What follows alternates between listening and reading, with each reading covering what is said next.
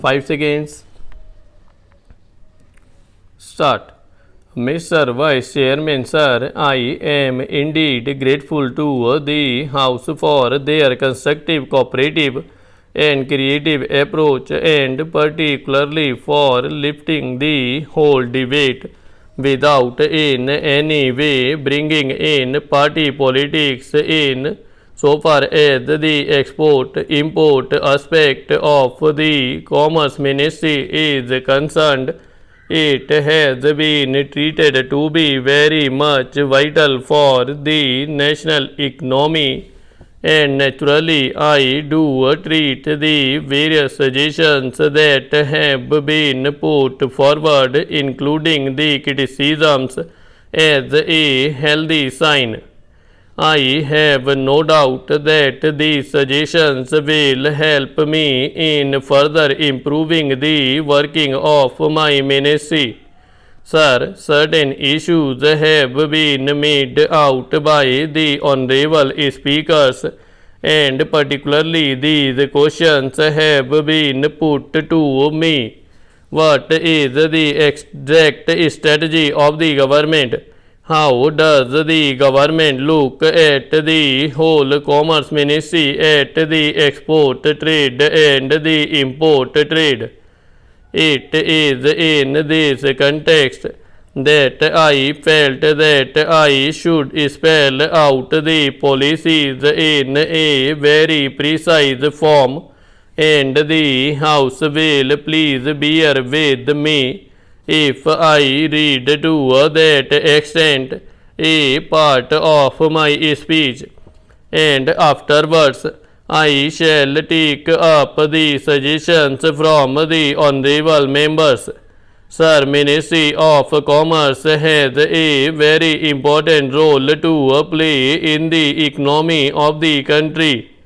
The export production efforts, the import and export policies, our attitude to international trade policy matters are integral components of the government's overall developmental strategy of promoting growth with social justice.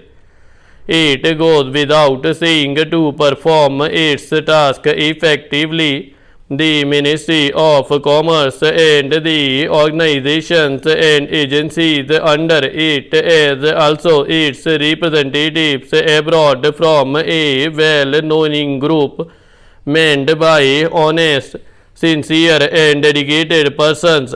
Soon after I took charge of this ministry, I had to take urgent measures to cleanse and reorganize the ministry. Those persons about whom there were reasons to believe that they placed the consideration of themselves or other individuals above the interests of the country had to be relieved of their responsibilities, and steps have been taken to find suitable replacements. The internal working of the ministry has also been restructured with a view to increasing its efficiency. I am also presently engaged in the task of examining ways and means of strengthening our commercial representation abroad so as to serve our trade interests better. Sir, I suppose this was a good policy which was also appreciated by the honorable members.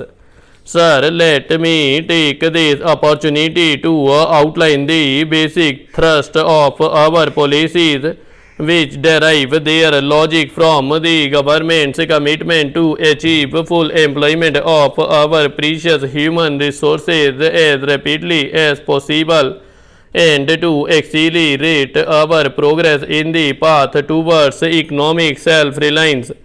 With our new priorities, in order to meet the necessary import needs of our growing economy, we reiterate our commitment to the goal of rapid export expansion.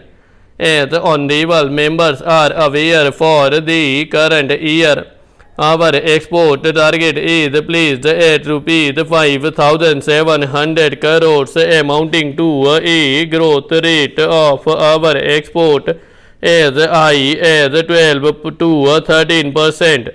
Sir, the basic element of our new approaches are to shift our export mix towards the dynamic exports. These dynamic exports will be the leading sector of export expansion. These leading sectors are the ones in which we have long-term competitive advantage and whose export growth can be sustained without the help of long-term artificial crutches. The leading sectors of export expansion are engineering goods, ready-made garments, leather manufacturers, handicrafts, and technology-intensive products. For example, exports of consultancy and engineering services and project exports. The second element of our new export strategy of our traditional export is to increase their productivity and to diversify the commodity mix so that we maximize domestic value added in these traditional exports. For instance, we are shifting away from our exports of raw hides and skins to finished leather and leather manufacturers. We will be exporting progressively larger amounts of packet and bagged tea rather than bulk tea. Similarly, we will be increasing domestic value added in the export of renewable natural resources, that is marine products, forestry products, etc., or depletable resources like ores and minerals. Third element of our export strategy is to minimize social costs to our exports by regulating the exports of essential mass consumption items. In case of items such as oil seeds, pulses, tea, vegetables, onions, etc., domestic requirements will always take precedence over the exports, and export efforts will not be allowed to have adverse effect on domestic availability or price. That does not mean that we shall not export.